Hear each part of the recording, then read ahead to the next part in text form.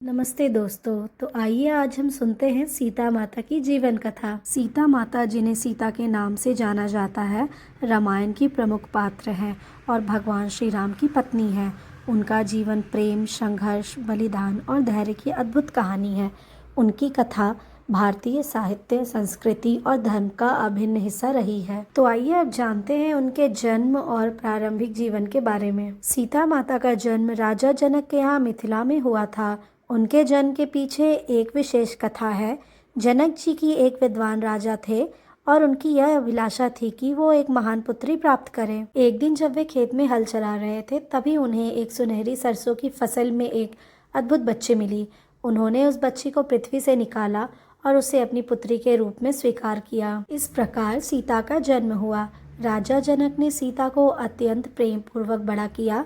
वह अत्यंत बुद्धिमान, सुंदर और गुणों की देवी थी। उनके विनम्रता और सज्जनता के लिए उन्हें सभी लोग पसंद करते थे। उनकी शिक्षा के लिए जनक जी ने सर्वश्रेष्ठ विद्वानों को आमंत्रण किया। सीता ने वेद, शास्त्र और दूसरों की भलाई के विषय में गहरी अध्ययन की। तो चलिए अब जानते हैं सीता जी और राम जी के विवाह के बारे में। सीता की सुंदरता और गुणों के कारण उनके लिए अनेक राजा और राजकुमार वर के रूप में आए, लेकिन राम का विवाह सीता से हुआ।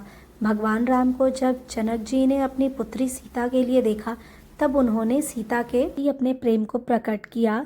राम ने वरगया का परीक्षा किया और शिवजी के धनुष को तोड़कर दिखाया। इसी के माध्यम से उनका विवाह हुआ, जो एक दिव्य प्रेम का प्रतीक था। सीता और राम का विवाह न केवल प्रेम की कहानी है, बल्कि यह धर्म और कर्म की प्रतिबद्धता का प्रमाण भी है। दोनों ने एक दूसरे के प्रति प्रेम और श्रद्धा का आदान प्रदान किया, जो उनके संबंध को और भी मजबूत बनाता है। तो आइए अब हम सुनते हैं दोनों के वनवास। जब सीता और राम ने अयोध्या में सुखपूर्वक जीवन बिताया, तब राजा दशरथ द्वारा मन में द्विधा उत्पन्न हुआ। राजा दशरथ ने अपने बड़े बेटे राम को राजा बनाने का निश्चय किया था, लेकिन राजसी राजनीति के कारण कैकेयी ने राम को वनवास भेजने का आदेश दिया। राम ने अपने पिता की वचन की रक्षा के लिए वनवास स्वीकार किया। सीता ने राम का साथ देने का निर्णय लिया और उन्होंने भी वनवास में चलने का संकल्प लिया। यह निर्णय उनकी निष्ठा और प्रेम का प्रतीक था। वनवास के दौरान उनकी जीवन की कठिनाइयों का सामना करते हुए दोनों ने अपने प्रेम और बलिदान का अद्भुत उदाहरण प्रस्तुत किया। तो आइए अब सुनते हैं रावण ने कैसे सीता माता का अपहरण किया। वनवास के दौरान सीता माता और राम ने अनेक राक्षसों का सामना किया और जीवन की कठिनाइयों का सामना किया। एक दिन जब राम और लक्ष्मण अलग स्थान पर गए थे, तब रावण ने सीता का अपहरण किया। रावण द्वारा सीता का अपहरण एक महत्वपूर्ण मोड़ था, जो रामायण की केंद्रीय कथा को आगे बढ़ाता है। रावण, एक शक्तिशाली राक्षस, ने सीता को लंका ले जाकर उन्हें बंदी बना लिया।